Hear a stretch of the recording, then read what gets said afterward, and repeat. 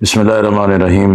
Barrister Gauhar साहब ने जिस मौक़िफ़ का इज़हार किया है, बात पूरी सच्चाई की नहीं है। असल सूरत हाल ये थी कि भी अली अमीन गंडापुर साहब ने सिराजुल हक साहब के साथ 8 फरवरी के इंतखाबात के बाद राब्ता किया था कि हमारे जो जीते हुए लोग हैं उनके लिए प्लेटफार्म क्या जमात मुहैया कर सकती है। फिर हमारा मशवरा हुआ और उस मशवरे के नतीजे में एक कमेटी बनाई गई और तय पाया कि भी 12 फरवरी को हम इस्लामाबाद में इकट्ठे होंगे और 4 बजे का तय पाया कि बैरिस्टर गौहर साहब अपनी टीम के साथ तशरीफ़ लाएंगे। मैं भी, प्रोफेसर इब्राहिम साहब भी, अनायतुल्लाह साहब भी, मियाँ असलम साहब भी और दीगर हमारे साथी मियाँ असलम साहब के घर पर ही मौजूद थे। लेकिन 4 बजे के बाद मालूम हुआ कि 6 बजे तशरीफ़ लाएंगे, फिर 6:30, फिर 7, फिर 8:30, फिर 9 बजे के करीब उनके सेक्रेटरी का फ़ोन आया कि बाद ज़रूरी मसरूफियात की वजह से आज मुलाकात नहीं हो सकती। फिर इसी तरह ये आगाही हमने अली अमीन गंडापुर साहब को भी, आज़म स्वाति साहब को भी दे दी। रात ताख़ीर से आज़म स्वाति साहब का आया कि नहीं, ये ठीक नहीं हुआ, बैरिस्टर गौहर साहब कल ज़रूर तशरीफ़ लाएंगे।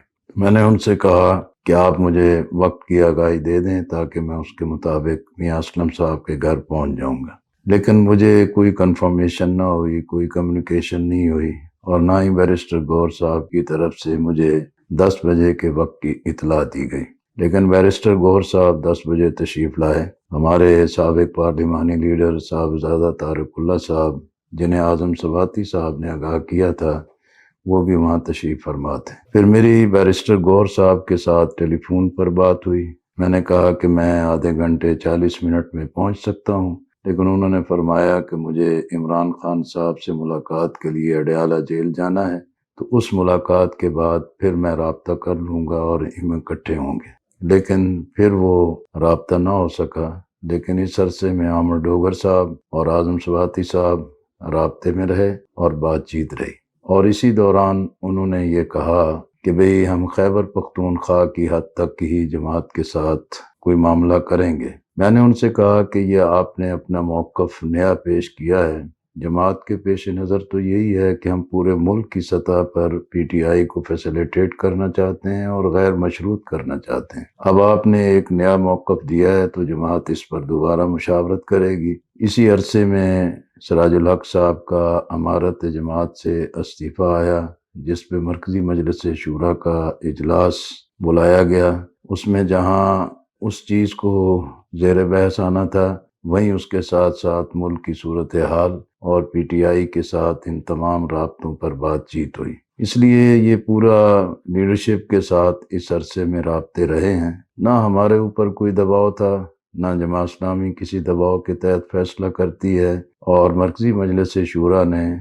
इसी चीज़ को बेहतर जाना कि जब पीटीआई की लीडरशिप में से मुख्तलिफ आरा हैं या उनके अंदर कोई कामिल यकसुई मौजूद नहीं है, तो ये उनकी सवाबदीद है कि वो जहाँ भी अपना फैसला कर सकते हैं वो कर लें, हम उसका खैर मकदम करेंगे।